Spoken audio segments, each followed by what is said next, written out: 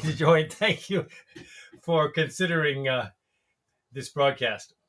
So, what I would like to talk about tonight is a problem that affects many people, regardless of age: lower back pain. Uh, so, the causative factors, the structure, things I think to understand lower back pain, why you get it, what you should do to prevent it, and if you do have it, what you can do to relieve the difficulty.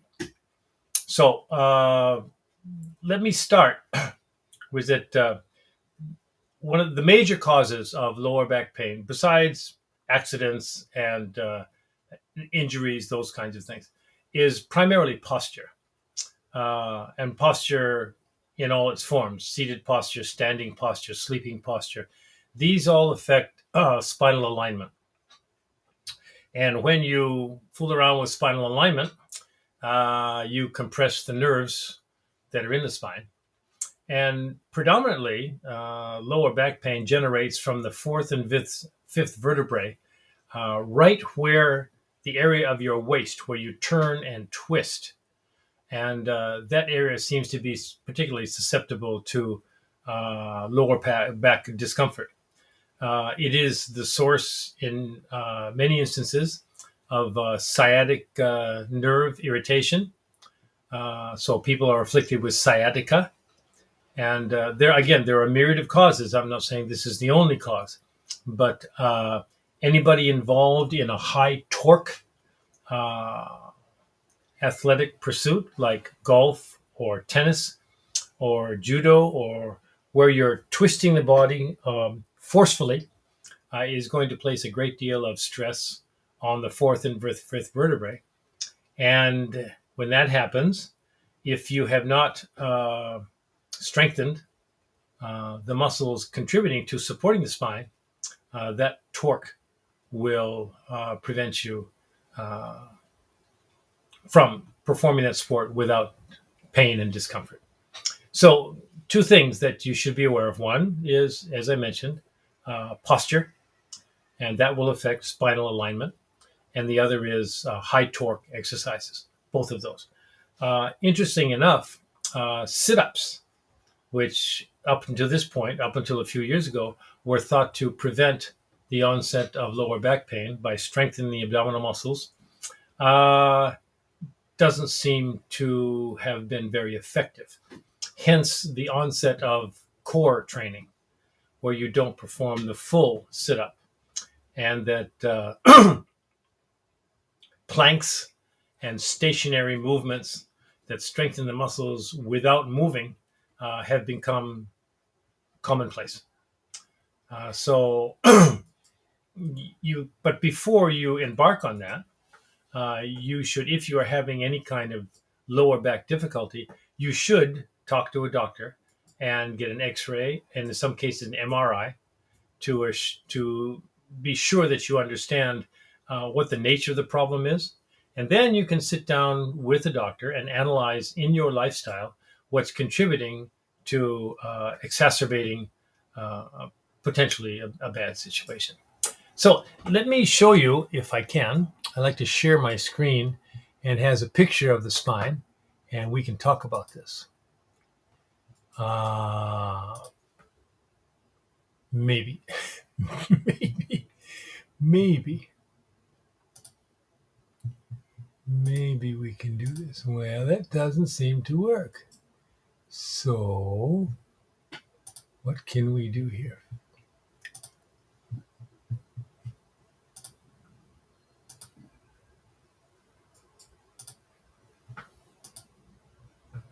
You'll have to forgive me for not being overly familiar with this situation, but perhaps I can bring this onto the screen and share. Nope. My computer does not wish to cooperate.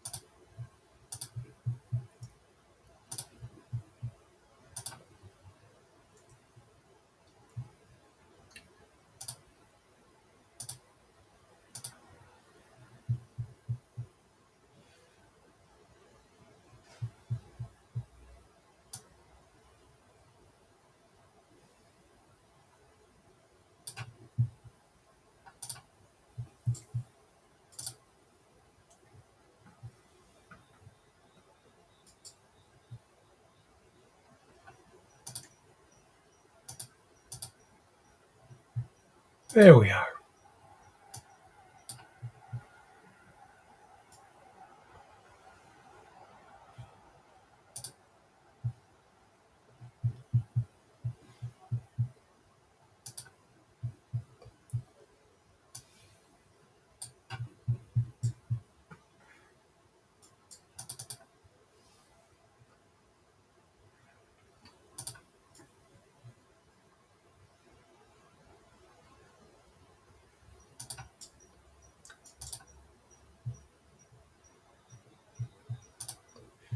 I don't know if you can see this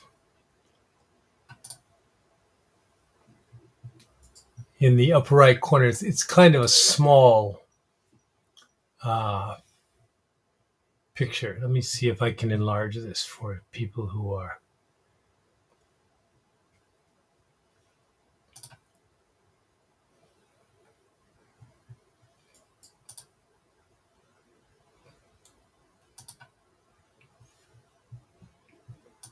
Doesn't look like I'm having very much success. So I hope you can see this.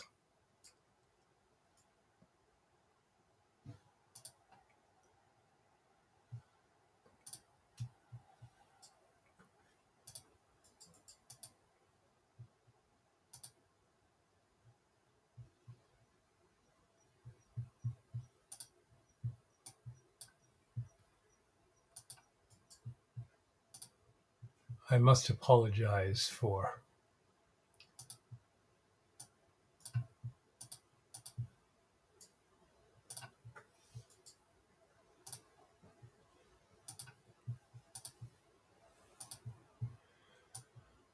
Oh, this is tedious.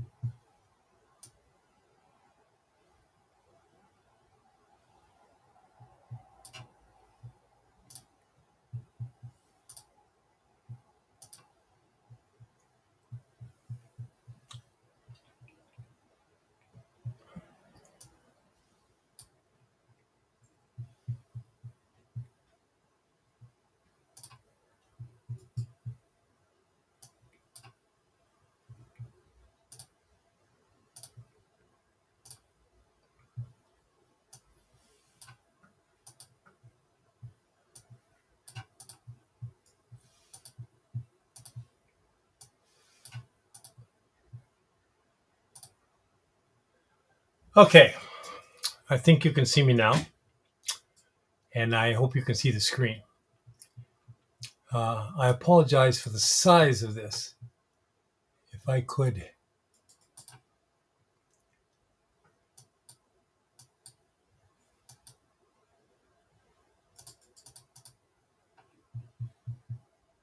enhance this, I would. So we'll just have to go with this. So if you can see on your screen, you'll see in this area, this is the spine. And if you can read this very small print, the top 7 vertebrae are cervical spine. And those are the nerves that emanate from between those vertebrae control the discomfort in your shoulders and function of the shoulder joint. The thoracic spine of 12 vertebrae control many of the nerves that control internal function. When you get down into the lumbar spine, which are these green 5 vertebrae, that's where many of the problems in lower back begin to develop. The lower part, the sacrum and the coccyx, I don't think we have to be concerned with tonight. Next to this, you'll see a small vertebrae. And if you can enlarge your screen, you'll see the discs in between the bones. So you have the vertebral disc written there in between the body of the vertebrae atop and below this. And the transverse process, spinal spine, you don't have to be concerned with those at this time. Those have something to do. Those are what the muscles connect to maintain the integrity of the spine. So, for all of you who are technically concerned, this is the structure of the spine. This is something that we all have.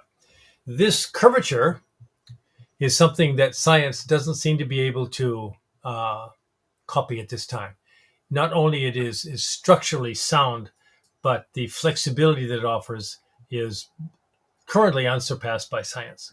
They haven't been able to come up with something that is this structurally sound and this flexible at the same time. So where does the problem lie?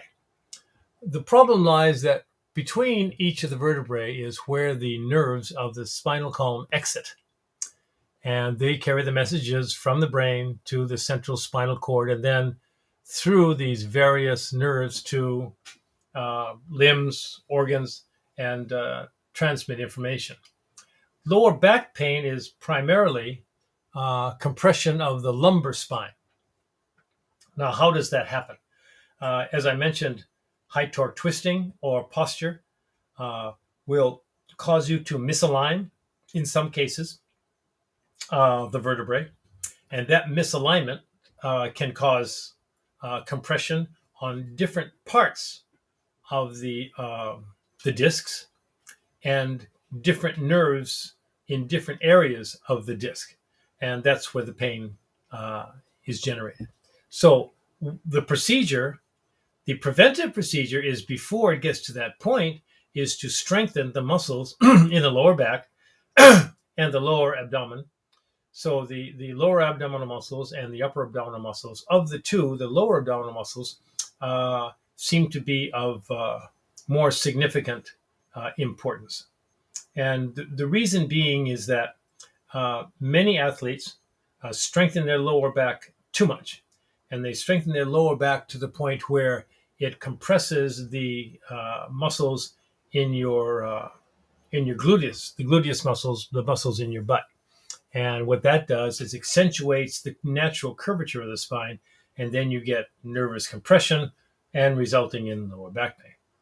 So once you get lower back pain, and it is determined that it is because of one of the two things I mentioned, poor posture or high torque athletic performance, then you can proceed on one of two bases.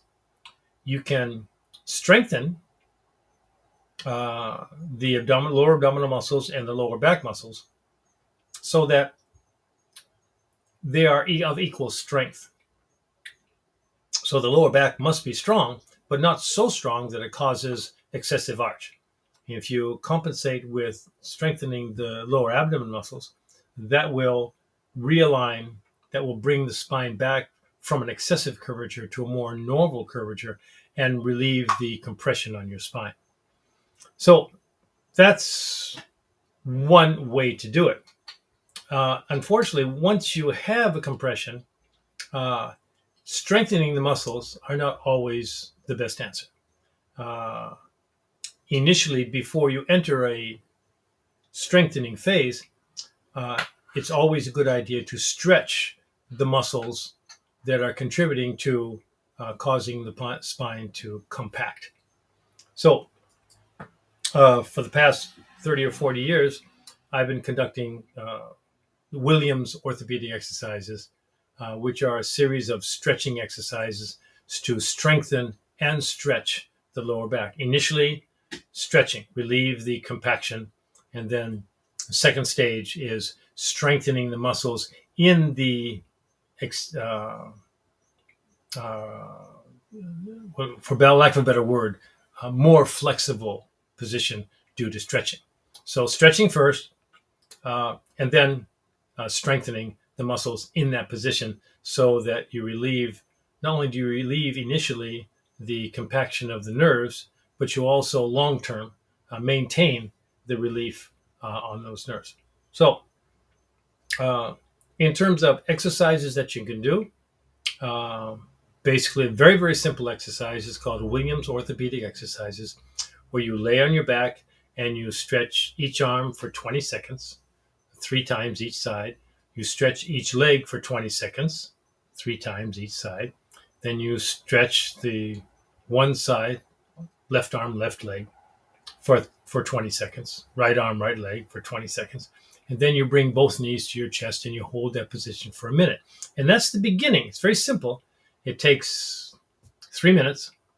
It is perhaps tedious if you're not used to it, but the effects are relatively immediate, meaning that maybe not the same day, but in 3 or 4 days, if the pain generated by your lower back is from spinal compression, that compression will be relieved sufficiently to substantially reduce the amount of pain that you're getting from that compression. There are several exercises involved in that, and if anybody listening to this would like them, just drop me a line. I'd be happy to send you a copy of them. And I have them both English and in Japanese. So, from a lifestyle viewpoint, what should you avoid? Well, as I said, posture. Now, there's a whole science built around what they call ergometrics. And that means sitting and standing and sleeping in certain positions that prevent the spine from contracting and causing you pain. So the ergometric position for sitting is very simple. You maintain an erect posture while you're sitting. So your feet are flat on the floor and your knees are at 90 degrees and your pelvic area is 90 degrees. Your body is maintaining an upright position from your legs. You're not slouching. You're not bending over. You maintain this position. And if you're at a computer a great deal, then your hands should be lower than your elbows. So you're not like this. And if you have problem looking at the fonts on your screen, enlarge the fonts or bring the screen closer. So you're not leaning forward like this with your hands like this, because that will cause a great deal of pain. And not only in your lumbar region, the cervical spine will be compressed and you'll get headaches and extreme discomfort. So correct posture, sitting and sleeping. Sleeping on your back and sleeping on your stomach are deemed to be the two worst things you can do for lower back pain because of the natural arch that occurs when you sleep in those positions. So almost all orthopedic people who are in a position to suggest to people how they should adjust their lifestyle, I hesitate to use the word doctor, but certainly doctors as well, suggest that you sleep on your side. And that seems to be the best position to avoid the onset of lower back pain relating to sleeping posture. So there you have it. And of course, when you're lifting, you should not bend over either at an angle or even forward. You should always lower your hips. And when you pick up something heavy, use your legs and hips as opposed to just your lower back to pick up something. You may not hurt your spine, but you certainly pull your muscle. And it doesn't have to be a great deal of weight. Way back when I was doing very, very heavy lifting, I could deadlift as much as 300 kilos. And I did. And then a few days later, I bent over and picked a 10-kilo dumbbell up and threw out my back. So it is not the weight of the object that you lift. It is how you lift that object. Do not place yourself in a leverage-based vulnerable position when you're lifting an object that you're very, very confident you can do without paying attention to lifting it correctly. So be aware of those kinds of things. So what other things should you avoid? It always surprises me how strong the body can be in terms of structural strength, muscular strength, contractile capacity, whatever. When it comes to physical movement, there's the whole plethora of people depending on internal function. We can't get into that here. But it always surprises me that being able to lift heavy objects doesn't necessarily correct lower back pain. Just because you're strong doesn't mean you're healthy. So the reason I say this is because many people, very simple things. An example I think that everybody listening can understand is carpal tunnel syndrome. Whereas you're using a mouse and you're not using a trackball, using a mouse, so your hand is moving back and forth, and you wind up with chronic irritation of the carpal ligament, which is, when you come to think of it, the movement is so minimal, but it's constant and it's time and time again. So the number of times you do that during a day may be in the hundreds or more, thousands. And that little irritation, that little movement repeated time and time again is repetitive based pain syndrome. So when you carry something, for example, many women carry their bag on their shoulder. And so they're in order to support the weight, some of these bags are very heavy. You'd be surprised. It always what's in them, but they, they carry everything. They carry the computers, they carry books, everything. So the weight of the bag on their shoulder is not significant in absolute terms, but long term, yes, if you're carrying it for many hours during the day. And so your body compensates for lifting something heavy. So you lower the other side of your body so that it's easier to carry the bag on your shoulder. Well, what that does is that misaligns or realigns the vertebrae so that the vertebrae is probably naturally curved, perhaps, but then it's tilted one side or the other. And over the months and years, the muscles that support that particular posture become strengthened, and the muscles on the other side of the body are proportionally weaker. So what that does is, even when a person, after years of carrying a heavy bag, puts the bag down, they still have the posture of somebody who's carrying a bag like this. So that makes everything else very difficult, no matter how ergometrically correct your seating posture is or your sleeping posture is. Your walking and moving posture is, well, it's tilted. It's tilted. But let's face it.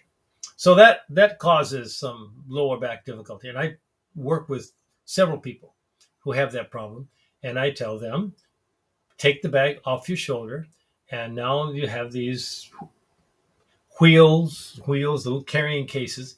And yes, sometimes they're an irritant, and not everybody who has these dragging along behind them is cognizant of the effect they have on other people that are around them, whether it's on the subway or it's in close quarters. They're not necessarily aware of it. They're not aware of the imposition on space. But if you can be aware of it and not impose on other people and not invade their space, if you can do that, as opposed to putting a heavy bag on your shoulder, it's certainly an appropriate way to avoid lower back pain and perhaps long-term imbalance, muscular imbalance. So be aware that that's what's going on. The other thing that I think a lot of people are not aware of, especially athletes, is when they run. The pace in which they run, sometimes, not all the time, they place more emphasis on one side of their body than the other. And this leads to all kinds of problems. The body is in balance, ideally. It's in balance in several different respects. The technical name for balance is homeostasis, but that's more body function. We're talking about a body structure. And not only structure when you're stationary, but structure when you're not stationary. So, for example, if you're jogging, and suppose you're one of the women, for example, who carries a heavy bag, and suppose your body is somewhat out of alignment, suppose you're kind of like this naturally, and then you run like that, and that compounds the compaction of the spine, and that leads to wear and tear on the discs, and that creates a great many problems with the cervical spine. So that's general information about how you should sit, how you should sleep, the position that you should adopt while you're walking, and lifting, and carrying heavy objects. Let's talk about more serious things. Let's talk about wear and tear on your discs. So as we get older, um, inactivity is more or less the norm compared to, of course, when you were in your 20s. In your 20s, you're active and you're out with people and you're running around and whatever. But as you get older and you adopt perhaps a more stationary position in life to work, um, you tend to move less. So then exercise becomes much more challenging than it did when you were young because your body is no longer in the condition it was when you were 20 or 22 or 23. So, um, how does that contribute to spinal difficulties? Well, in some cases, it helps because some people do so much exercise when they're young that they have problems. Lift very, very heavy objects, run too long, too fast, whatever. Uh, but as we get older, one of the things that occurs is the discs tend to shrink. There's really no other way to say it. Uh, the the disc between the vertebrae form two functions primarily. They're the shock absorbers of the spine, which is certainly a tremendous attribute. Uh, but they also are what referred to as spacers. They maintain a certain space between the vertebrae. So if they shrink in size, and I mean the lay term is dry up, but they do tend to dry up. They get small, they shrink. And if they shrink too much, then the space that they occupied when they were not shrunk, uh, the space still stays there. And as a result, the discs tend to slip out between the vertebrae, and the vertebrae tend to not dislocate, that's an extreme, but they tend to move out of ideal position. Now, there's a couple of different ways that can happen. One way is they can rotate out of position. So they're perfectly aligned and they rotate like this, and they're in the same position. They're just each vertebrae is facing slightly a different direction. That can cause difficulties because what that does, it pulls unevenly on the muscles that attach to those vertebrae, and that can cause difficulty. The high torque movements of recreational sports like tennis, uh, if the vertebrae have reduced in size, then the torque, this twisting movement in tennis, will potentially cause those vertebrae to dislocate and come out of alignment. When they come out of alignment, the vertebrae that are on the top and the bottom kind of tilt towards the space that the vertebrae used to occupy. And so that misalignment causes the nerves to be compressed and you get lower back pain. What is the solution to this? Well, once you experience, first of all, you need to have an x-ray to make sure that the disc is not herniated, meaning it's just slightly out of a line. It's not a big deal, but if you don't do something about it, the herniation becomes extreme, and then becomes too extreme, requires medical treatment and sometimes surgical treatment. If the vertebrae has slipped out of position into extreme, and you still perhaps compact those vertebrae, and the vertebrae burst, then it's serious. Then what happens is, as far as I am aware, and I'm not a doctor, in the past, I don't know if this technique is still used, they have to remove the vertebrae. And they remove the vertebrae, and they fuse the upper and lower vertebrae so that the spinal cord does not dislocate, essentially. Well, sometimes that works and sometimes that doesn't.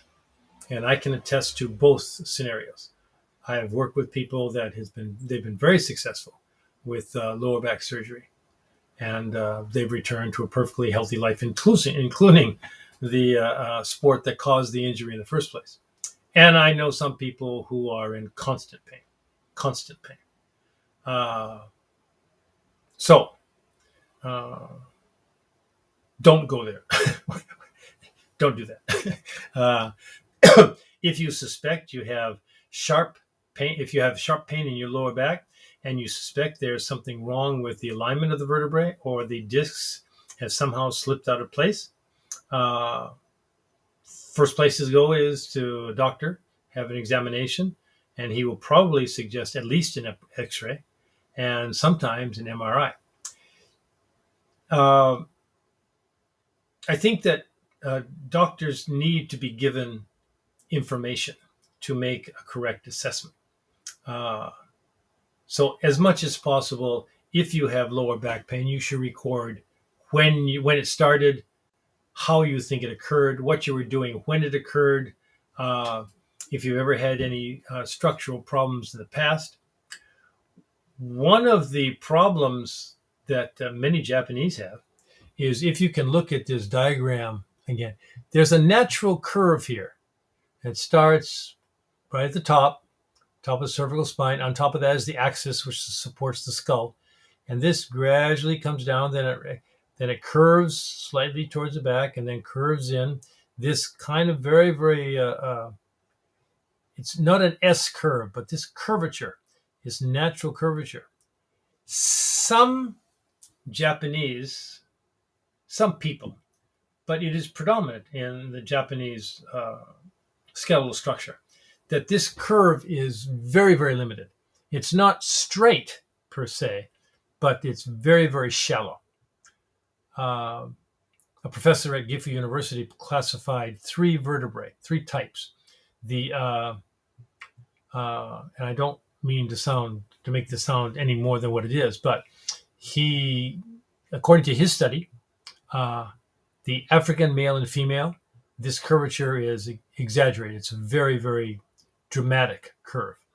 Hence, the development of the lower body is extreme. You have very, very large hips because the coccyx in here, it's almost facing straight down, but in the African anatomy, it's a little bit higher. So the gluteus, the muscles of the butt, are more developed. But again, this is not everybody. This is just what he found. And he found in the western vertebrae, primarily in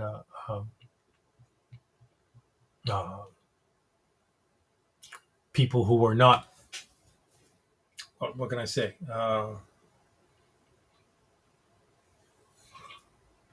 The average American seemed to have a very close to an ideal structured spine. So the Caucasian, the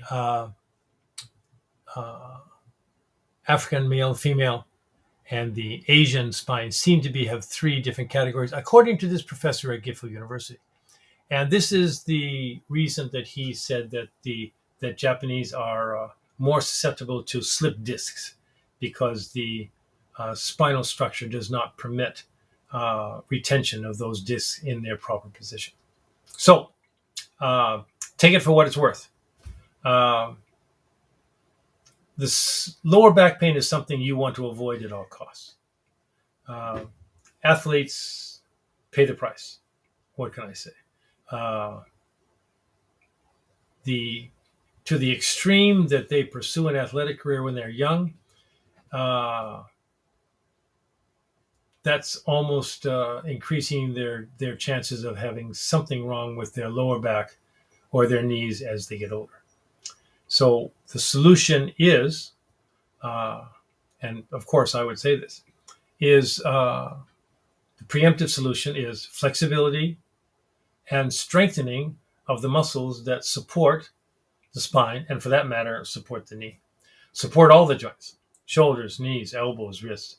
The more you can strengthen the muscles, the less the burden imposed by physical exertion is absorbed by the vertebrae or the ligaments and tendons. So the muscles perform, not only do they move the joints, they also protect the joints. So strengthening the lower back, but not too excessively, balancing that strength with the abdominal muscles, both upper and lower, and flexibility exercises to maintain the flexibility of those muscles so they so that the flexibility of the muscles have a great deal to say about the flexibility, and certainly in the spinal cord and in the connective tissue, ligaments, tendons. So uh, things you want to pay attention to. Uh, Total fitness involves adequate warm up, uh, aerobic exercise, certainly, muscular conditioning, certainly, flexibility, certainly, and cooling down. So those are the 5 elements of any fitness program. People tend to prioritize according to their interests, their hobbies, and their perhaps health problems. So you should be aware of that. Uh, if you have lower back pain and you go to a doctor and he can't find anything wrong, uh, believe me, there's always something wrong. Always. You live in that body. That body is you. And I don't care how good the doctor is. He cannot climb inside your body and be you.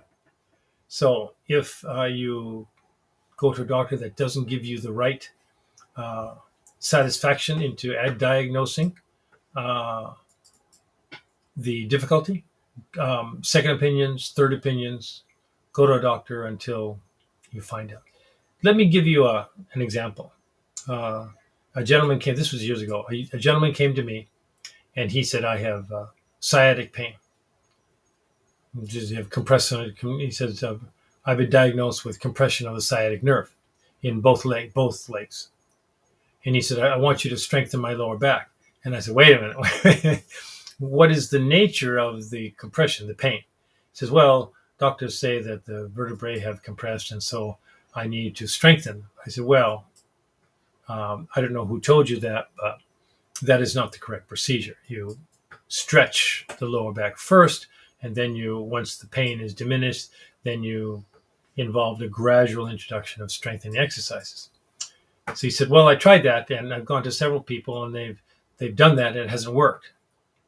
And I said, oh, then your problem is not only spinal compression. Have you had an X-ray? He said yes. And he said, they said nothing wrong with the X-ray. And I said, have you had an MRI? And he said, no, it wasn't necessary. Well, if you had an X-ray and the pain didn't go away, and you strengthened the muscles and it didn't go away, and you stretched the muscles and it didn't go away, probably there's something there that probably only the MRI can see. Why don't you try that? So he developed, which is very, very interesting if anybody listening is really interested in this. The spinal cord goes through all these vertebrae. Central traverses in the inside of all these bones. That's why the bones are there, to protect it. Okay? And between each of these vertebrae, the small nerve endings exit and go to where they're needed. So we already discussed this. Well, there's a well, you can see this here. On the side here, these 3 examples of different types of vertebrae. You see in the middle this white area, what they call the vertebral foramen. That's where the spinal cord goes through. Like the spinal cord threads the vertebrae of the spine. So what this gentleman had was he had buildup of cartilage on the inside of this, and that was compressing his spinal cord and causing the pain. So it was only treatable with an operation, but there weren't very many people who could do it. He found somebody. So what they did, they had to open up the vertebrae, cut through the bone, separate it, go in and use a laser to remove all the cartilaginous buildup, and then put the bone back together again and put him in a brace until the bone healed. And he was pain-free. And his sciatic pain was diminished. Now, the sciatic nerve is one of the thickest, largest nerves in the body. It's actually kind of a culmination of three nerves that come together. But it's very, very thick and very easily irritated. So even a slight compression of the lumbar spine will cause some irritation. So you have to be careful. But you need medical advice first and foremost. And I'm a firm believer in both Western medicine and, to a certain extent, Eastern medicine. There are prescribed advantages for each. But I would suggest your first stop would be Western medicine, because they have Western medicine has X-ray machines, they have MRI machines, and they can see inside your body to determine what people on the outside can't. I mean, it's that simple. It's that simple. You have to look inside, and these are the only people that can do it. So, but again, there are different levels of doctors, different informed doctors, different specialists. So if you can find somebody with a great deal of experience and his specialty is lower back, and if you don't get satisfaction, find another one until you are pain-free and you get a correct diagnosis and prognosis, and doctors telling you what to do. Do not exercise. Do not. People have still come to me and say, I have lower back pain. How should I exercise? I said, you shouldn't. And they said, but I have lower back pain. How should I exercise? And you shouldn't. And seriously, it's very surprising. No, you should not exercise. Go to a doctor, get an X-ray, and then if the doctor says, okay, you need to strengthen your lower back, then you come to somebody like me. Anyways, take that for what it's worth. Take care of yourself. There are specialists who are certainly willing to help you. But when it comes to internal function, especially when you're fooling around with the spinal cord and nerves and how those are affected, doctors, when you talk about food, you talk to a nutritionist. When you talk about structural problems, you talk to an orthopedic surgeon, perhaps. When you talk about internal function, you talk to an internal specialist. When you talk about eyes and ears, you talk to an ear and eye and nose specialist. These are the people you should talk to. Do not take a lay person's opinion without first consulting a doctor if you're in pain resulting from something you don't know what it is. Find out what it is first. And then you can come talk to me about what exercises you should do, and I can be happy to show you these exercises for lower back. But it is, in many cases, depends on the individual. I caution people to go on the internet. There's a great deal of information out there, and some is very, very accurate. But you don't know, well, maybe you do, but maybe you don't. In general, you don't know if the information applies to you. You don't know if the analysis of a problem is what your problem really is. So, even though it's a great source of information, and once a doctor tells you this is what you have, and this is what you should be aware of, this is what you have to pay attention to, and this is what you have to do, then taking that body of information and then looking on the internet for further in-depth explanation of what it is, the causative factors in your lifestyle, that's fine. But get a reading from somebody who knows first. Okay, well, we haven't got a lot of participants today. Probably a good thing, since the visuals weren't the best. I promise I will get better at this. It just takes some time on my part. Anyway, so that's I've covered, I think, most of the pertinent information about lower back and the difficulties, causes, remedies, that kind of thing. So I hope you're happy with the broadcast. This will archive, so you'll be able to watch it at your leisure, I hope. But there are certainly a great many other broadcasts on the net about this topic, so feel free to explore. And I will see you next week on Thursday. And next week on Thursday, we're going to talk about the shoulder joint. So, like that, thank you for tuning in, or thank you for viewing this when you do view it. And I will see you next week. Okay, take care. Take care of yourself. It's coming up on a weekend. It's getting cool. We're having we're supposed to have a typhoon tomorrow, so take care and enjoy life. And I'll see you next Thursday. Thanks for listening. Good night.